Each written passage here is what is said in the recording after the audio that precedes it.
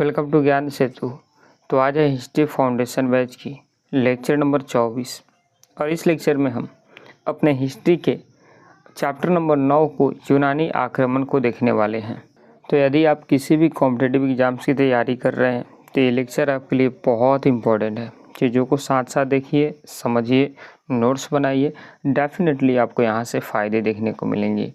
आइए हम शुरू करते हैं ग्रीक या फिर यूनानी आक्रमण को।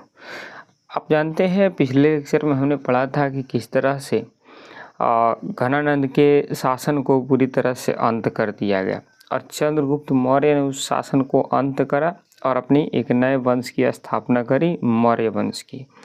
तो उससे पहले भारत पर आक्रमण हुआ सिकंदर का, उसी के बारे में हम इस चैप्टर में पढ़ेंगे।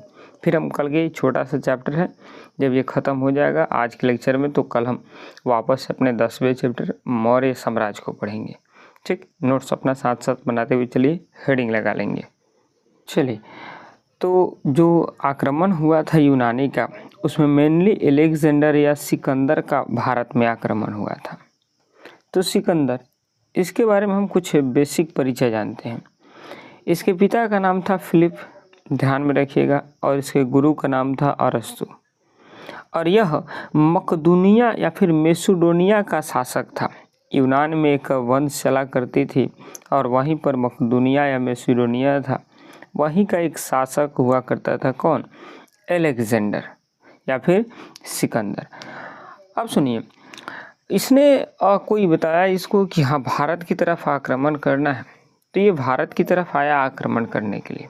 जब ये आया तो इसने सबसे पहले गांधार या फिर तक्षशिला के शासक आम्भी को सिकंदर ने हरा दिया और इस प्रकार से आम्भी ने सिकंदर के सामने आत्मसमर्पण कर दिया। तो वहाँ से चला यूनान से और भारत में जब आया तो तक्षशिला का जो शासक था आम्भी, उसको हरा दिया। फिर आम्भी ने सिकंदर का स्वागत किया और उसके साथ भारत अभियान में सैन्य सहयोग देने का भी राजा आम्भी ने आश्वासन दिया। तो चला यूनान से, और यूनान चल करके तक्षशिला आया, जहाँ पर इसकी मुलाकात राजा आम्भी से हुआ और राजा आम्भी उससे हार गया और हार करके उसी का साथ दिया। फिर ये वहाँ से आगे बढ़ करके जाएगा आपकी झेलम नदी के आसपास राजा पोरस के साथ। तो आगे बढ़िए, फिर वो जब राजा आम्भी को हरा दिया तो फिर आम्भी को हराने के बाद एक झेलम या वितस्ता या हाइडेस्पिच का युद्ध हुआ। बड़ा इम्पोर्टेंट युद्ध है ये, सिकंदर और राजा पोरस के बीच में हुआ, जो कि पुरु महाजनपद के एक राजा हुआ करते थे। पोरस का राज्य झेलम और चेनाब नदी के मध्य स्थित था और भीषण प्रतिरोध के बाद युद्ध में राजा पोरस हार गए।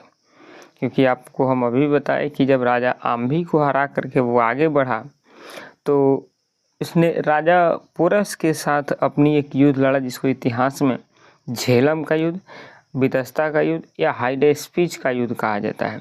और इस युद्ध में सिकंदर ने राजा पोरस को बुरी तरह हराया, लेकिन राजा पोरस बहुत बहादुरी तरीके से लड़े थे सिकंदर से, और बहादुरी से लड़ने के बावजूद सिकंदर ने उनकी बहादुरी को मान सम्मान किया और साथ साथ अपनी पत्नी, मित्रता का तो हाथ बढ़ाया ही, लेकिन उसकी पत्नी ने राजा पोरस को अपना भाई मान लिया था, उसके एक हाथ पर कलाई बांधी थी।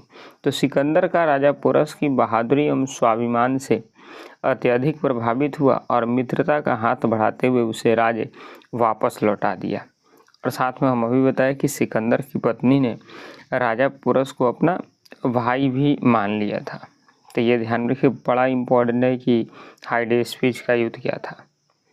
ठीक, आई होप आपको ये चीज़ें क्लियर हो गई। आइए आगे बढ़ते हैं। फिर जब राजा पोरस के साथ उसने युद्ध किया और उसके बाद अपने युद्ध को आगे बढ़ाया, मतलब भारत की तरफ आगे बढ़ गया, और 19 महीने तक कुल इसने भारत में रुका था। और इस दौरान उसने कई सारे यहाँ पर युद्ध लड़े थे, कई सारी गणराज्यों का दमन किया था। परंतु ऐसा कहा जाता है कि सिकंदर की सेना ने व्यास नदी को पार नहीं कर पाई, क्योंकि ऐसा मानते थे लोग। देखिए, इसके पीछे कई सारी मत है कि व्यास नदी को पार क्यों नहीं कर पाई सेना। तो कोई इतिहासकार लिखता है कि युद्ध से थकान हो गया था, सेनाओं को बीमारी हो गई थी, इस कारण से वो सेनाएं और वो जो थी वो आगे नहीं बढ़ पाई। कोई ऐसा मानता है कि नहीं, कुछ अफवाह फैली थी कि जो व्यास नदी को पार करेगा वो हमेशा के लिए मतलब मर जाएगा। तो ऐसे किताब का लिखा हुआ होता है, लेकिन ये वास्तविकता क्या है?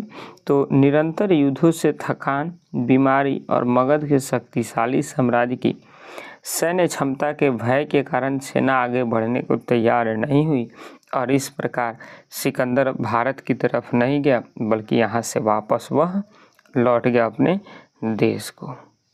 ठीक, अब सुनिएगा।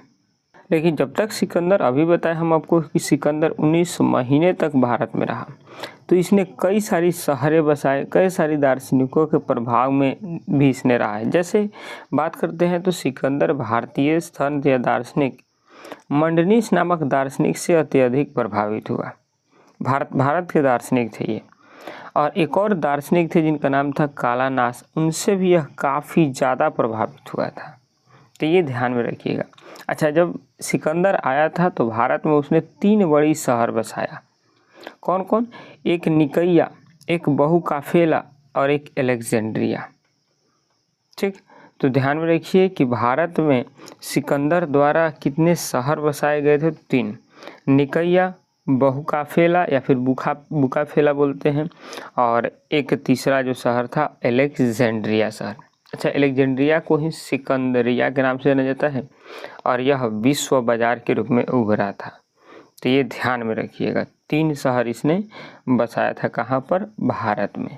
इसके बाद जब सिकंदर भारत में आया था तो उसके साथ 3 प्रमुख इतिहासकार भी आए थे भारत में, जिसमें पहला था निरियाकस, दूसरा था आनेसिक्रेटस और तीसरा था अरिस्टोबुलस या आपकी अरिस्टोब्यूलस। 3 इतिहासकार इसके साथ आए थे भारत में। और ये कई बार क्वेश्चन पूछा है कि इसके साथ कितने मतलब आए थे आपके इतिहासकार? तो 3। निरियाकस की बात करते हैं तो निरियाकस सिकंदर की नौसेना का प्रमुख था और इसने जल मार्ग की खोज की और वापसी विवरण भी लिखा था। कौन? निरियाकस। तो सिकंदर के जल सेनापति या फिर नौसेना का प्रमुख कौन था? निरियाकस। आनेसिक्रेटस सिकंदर की जीवनी तथा पूर्ववर्ती सीमाओं की यात्राओं के विवरण संकलित करने वाला एक इतिहासकार था। वहीं अगर अरिस्टोबुलस की बात करते हैं तो भौगोलिक संरचना, सैन्य अभियानों के तकनीकी युद्ध विवरण और स्थानीय संस्कृतियों के दस्तावेज तैयार करने वाला एक इतिहासकार था। तो सिकंदर के साथ कुल कितने इतिहासकार आए थे? 3। उसने शहर भी बसाया और 3 शहर कौन कौन? निकैया, उसके अलावा बुकाफेरोल और तीसरा बसाया था उसने क्या नाम है? अलेक्जेंड्रिया। और इसने 3 इतिहासकार इसके साथ आए थे, एक निरियाकस, एक आनेसिक्रेटस और तीसरा अरिस्टोबुलस। ध्यान में रखिएगा। तो चैप्टर तो वहीं पर कंप्लीट हो गया, लेकिन कुछ कालक्रम है, इसको ज़रा ध्यान में रखिए। हम बताएं कि 336 में सिकंदर का राज्यारोहण हुआ। राजा फिलिप की मृत्यु के बाद मकदूनिया का नया शासक बना। कौन? सिकंदर। फिर 327 BC में वह भारत की ओर प्रस्थान किया और हिंदू कुश पर्वत को पार करके वो पश्चिमोत्तर भारत में आया, जहाँ पर उसने राजा आम्भी और राजा पोरस को हराया। राजा पोरस के साथ 326 ईसा पूर्व में उसने झेलम का युद्ध लड़ा और फिर 325 में वह भारत से वापस प्रस्थान कर लिया। कुल 19 महीने तक ये भारत में रहा था। तो ये कुछ कालक्रम है, इसको ध्यान में रखिएगा। अब यहाँ से 2 क्वेश्चन पूछता है कि सिकंदर के भारतीय दार्शनिकों के साथ संबंधों पर प्रकाश डालिए। तो इसका आंसर होता है कि वह मंडनीस से दार्शनिक रूप से काफ़ी प्रभावित था। भारतीय संत कालानास को अपने साथ यूनान लेकर गया, जो ज्ञान के आदान प्रदान को दर्शाता है। और दूसरा क्वेश्चन पूछता है कि सिकंदर की सेना ने किस भारतीय नदी को पार करने से इनकार किया था और क्यों? तो अभी बताया कि व्यास नदी को पार करने से इनकार कर दिया था, क्योंकि लगातार अभियानों के दौरान सेनाएं थक चुकी थी, बीमार हो चुकी थी और भारत की विशाल साम्राज्य के आगे आने से वो डर रही थी। इस वजह से सिकंदर की सेना ने व्यास नदी को पार नहीं किया। लास्ट में जब वो भारत से वापस लौट गया तो बेबीलोन में सिकंदर की मृत्यु हो गई। कहाँ पर? तो बेबीलोन में सिकंदर की मृत्यु हो गई। तो बस यही पूरी कहानी थी, एक छोटी सी, जो कि मौर्य साम्राज्य से पहले हमको पढ़ना था कि भारत पर यूनानी आक्रमण या सिकंदर का आक्रमण। तो चैप्टर आपकी फिनिश हो गई, बस छोटा सा चैप्टर था। ठीक है, तो इतना तक आप नोट्स बनाइए, बाकी का हम आगे अब नया चैप्टर शुरू करेंगे। अब वाकई इतिहास अब कल से शुरू होगा, मौर्य साम्राज्य। ठीक, मिलेंगे आपसे एक और नई वीडियो में, तब तक के लिए जय हिंद, जय भारत।